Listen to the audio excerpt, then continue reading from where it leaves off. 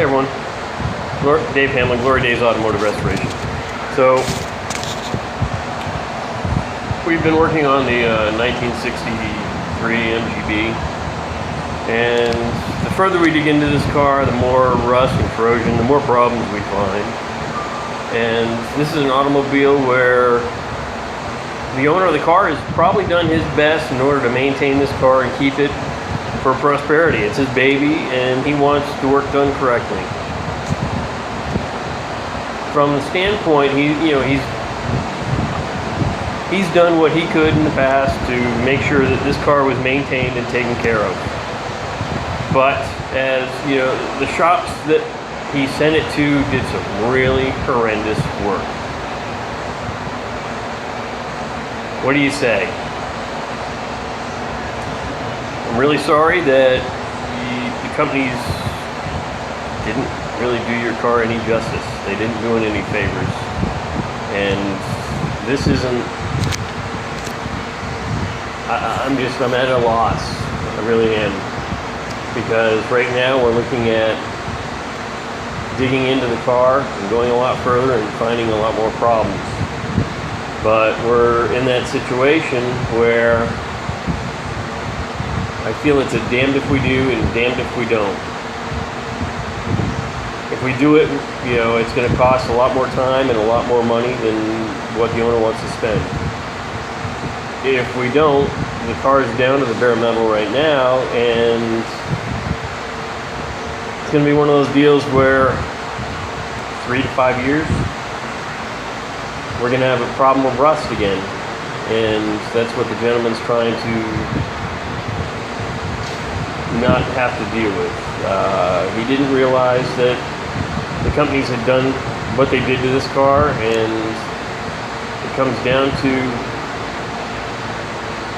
it's going to take a lot of time in order to repair someone else's bullshit work. Morning, Robert. This is Dave Hamlin, Glory Days Automotive Restoration. And pan over. There's Jason, block sanding your car. Instead of using 180 grit sandpaper like we discussed, Jason's now using 80 grit. There's a lot of things that need to be addressed on the car. Back here in the rear quarter, and oh, there's my finger, okay. You can see a lot of metal poking through, and the quarter panel's really wavy. Here you can see a low spot in the door right here, in that area.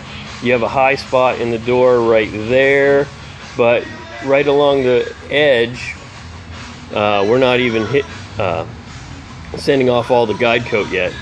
And then, Jason, why don't you show them what you're finding on the fender? The body lines still have real low spots. I'm running out of material with sand to try to even things up. A few high spots here and there. Basically what we're doing is we're going to end up having to do more body filler work to get the car straight. If you want a good straight car right now, I'm sorry to say it's not quite there yet. As Jason's block sanding the door there, you can 5-6 swipes and he's got a little bit of a low spot there in the center of the door.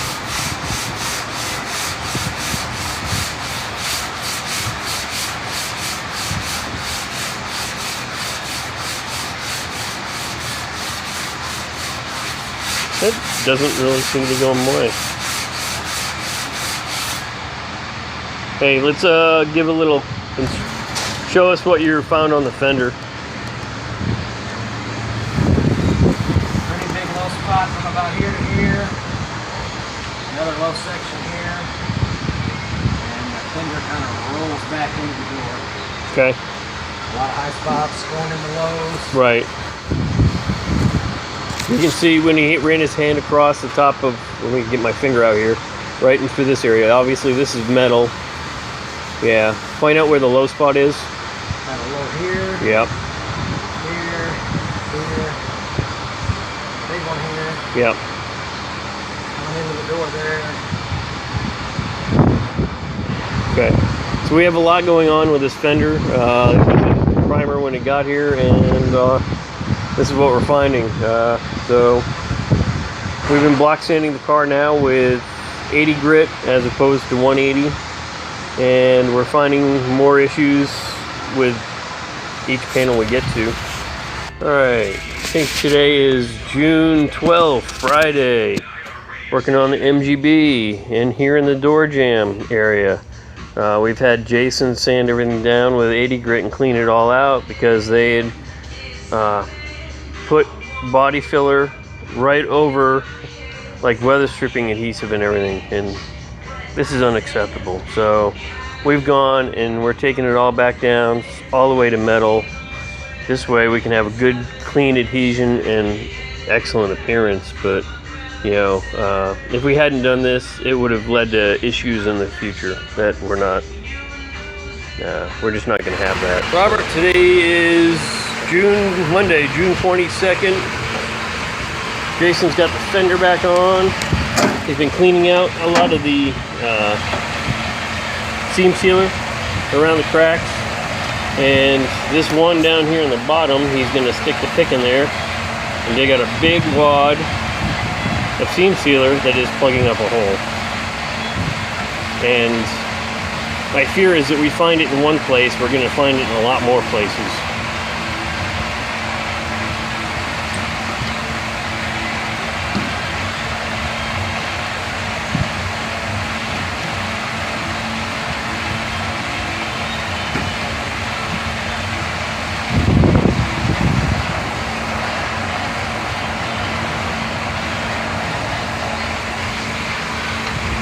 Nice shot of Jason's head. Yeah, that's beautiful. Outstanding. Alright, just a quick little video to show you what some of our findings are. Point something out here. I just noticed it as we have the car flipped over, but you have a flat piece of metal here that comes up, and then there's a sharp step up. And so, okay, this just tells me this is a homemade patch here, because when we go over and look at the other side, you see, this is how it is. This is actually part of the frame rail. So I'm like, wow, the whole thing is completely different. But just something I pointed out.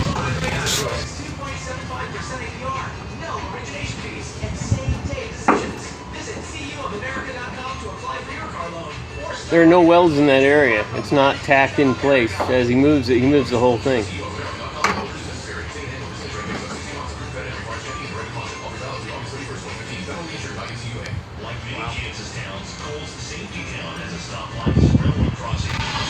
What we're looking at here is this is the driver's side, lack of a better term. This is where all the seam sealer was that you wanted us to clean off in the inner front wheel well housing. So we did that, and right here, this is rust, and that's a hole. So this is something we want to address. But as we come back a little further, and Jason's used his knife just to pick at a few areas and check some things out. This is all rust. They applied the seam sealer and everything right over the rust and never really cleaned up any of the panels. And same thing, this is just inside of the passenger side frame rail. And same thing.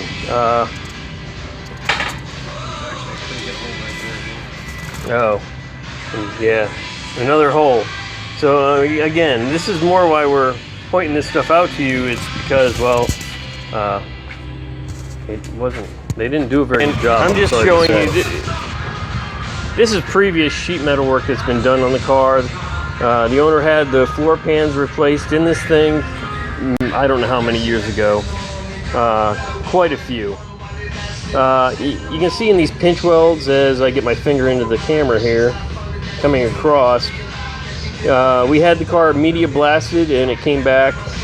We took the car to soft strip down in Wichita, Kansas, and I like using soft strip, although their process, because of they're using the type of media they use and they shoot it at 60 psi, it doesn't always get all the seam sealer out of the cracks like this. So I'd rather not warp any panels. The sheet metal on an MGB is pretty thin, so I'd rather use them and then come back, spend some time and clean up the seam sealer, which is what we're doing.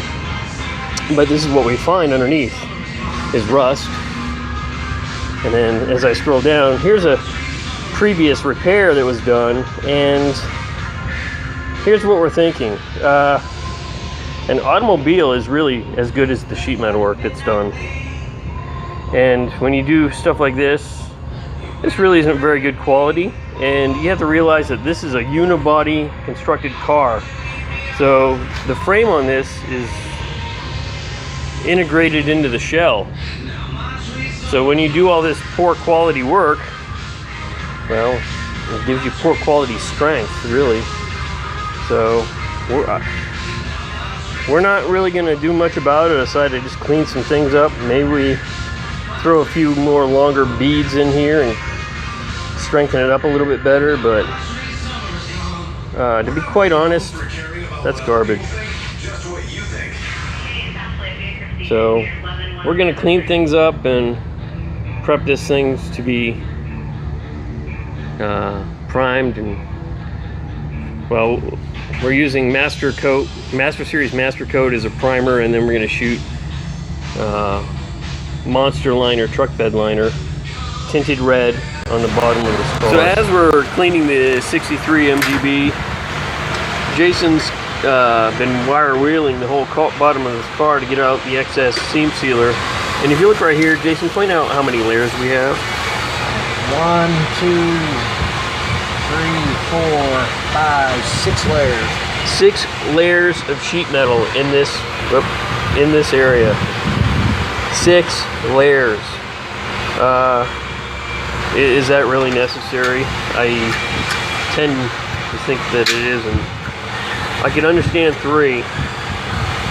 That's usually what they'll end up doing, but that just makes me believe that people didn't take out the existing panels or trim off the, like, you know, panels and stuff like that. Kind of like they do a half-assed job about. Might even be 7 layers. Might even be 7. That's outstanding. That's great.